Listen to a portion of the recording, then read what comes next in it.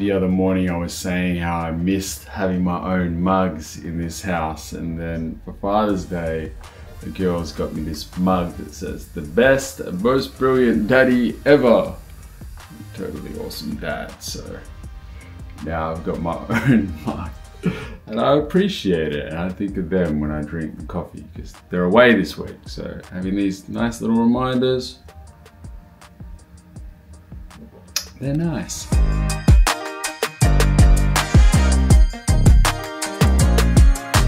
Today I wanted to talk about parenting ourselves and giving ourselves the same kind of love that we want to give to our children. So I had an experience just recently where I was editing one of my vlogs. And this is one of the cool things about vlogging. It takes introspection to a whole other level. You see yourself from a whole other perspective when you're reliving moments. And there was a bit in the vlog where I was drawing with Zoe, and I pointed out the fact that I'm not very good at drawing. And look, I'm no Picasso, but I really enjoy drawing with the girls.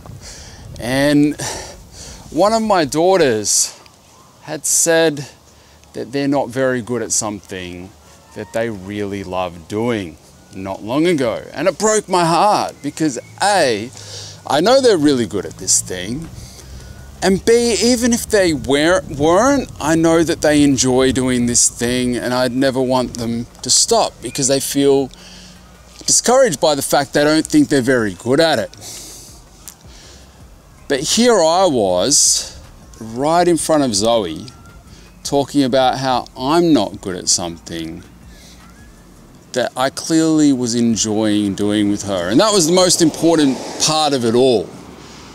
And I'll be honest, I've been doing that for a long time. I've been pointing out my flaws, and a part of me thinks that that's being humble. And I think I got humbleness all wrong, to be completely honest. I'll talk about that later.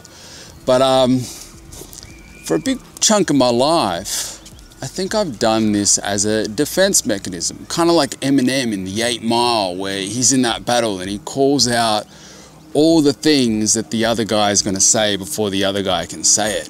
Yeah, I'm white. I live in a trailer with my mom.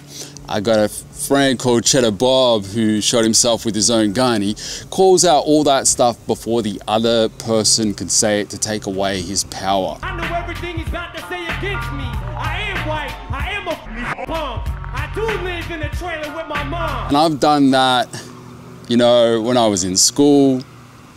Teachers used to say bad things about me. I've been in relationships where, you know, not nice things were said about me, so I just call out my own flaws. On YouTube, I've had a lot of things said about me, so I feel like, all right, before the trolls come in and say something, let me point it out. Let me take that power away from them. Let me acknowledge the fact that I know I'm, you know, flawed in this area. But I'm still giving other people power by saying that. I'm not saying to, you know, be delusional and act like you're Picasso if you're clearly not. I'm just saying work on your wording. Rather than saying you're not good at something, just acknowledge the fact that you enjoy it, because that's all that really matters. And that's what I'm trying to teach my kids. I'm trying to teach my kids to not talk down about themselves. Kids, they don't do what you say, they do what they see you do. So that's why it's so important that I work on these aspects about myself. And, you know, I have been thinking about humility and what humility is, because, you know, I've thought in the past that if I'm willing to call out my flaws and acknowledge my flaws, that makes me humble. But I think you can be humble and still acknowledge the things that you're good at and not necessarily need to call out the things that you're bad at. So long as you're willing to take accountability when you're wrong, I think you could still be humble. What is humility? Humility is the quality of being modest, humble, and unassuming. It means acknowledging your limitations, weaknesses, and mistakes without feeling inferior or insecure. And that's a really important part of it, without feeling inferior or insecure. And I think you can also acknowledge your accomplishments and the things that you do well, so long as you do it in a way where you're not trying to make others feel inferior or insecure and still be humble. And that's what I'm trying to teach myself, because it's what I'm trying to teach my kids.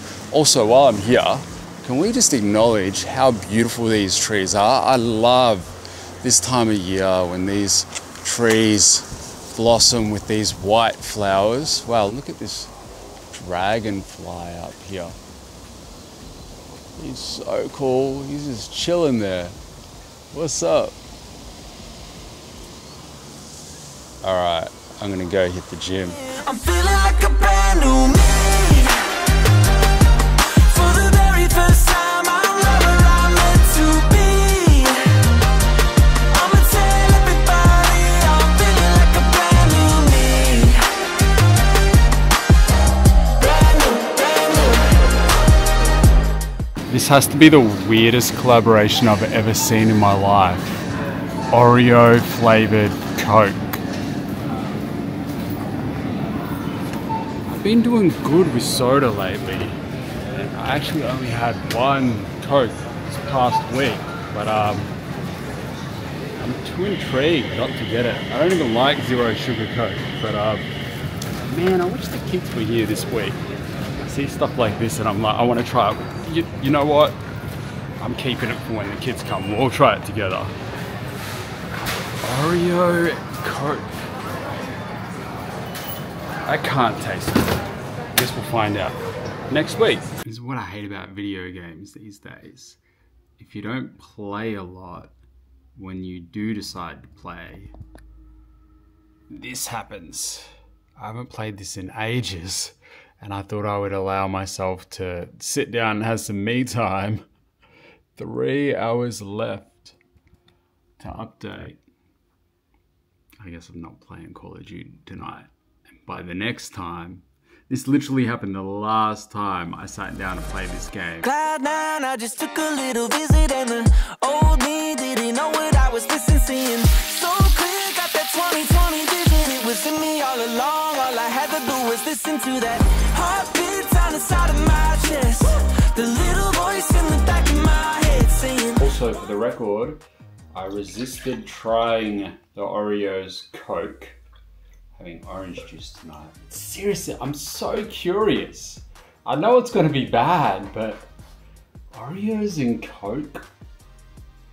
That's strange. Well, it's that time of the day for comment of the day, and I wanted to give a shout out to M. Samuel, who says, if you don't leave your past in the past, it will destroy your future. And I really like that quote. Anyway, I will see you guys tomorrow. I gotta go pack up my camera gear because I'm gonna go and do some street photography again tomorrow. So I gotta pack all my stuff.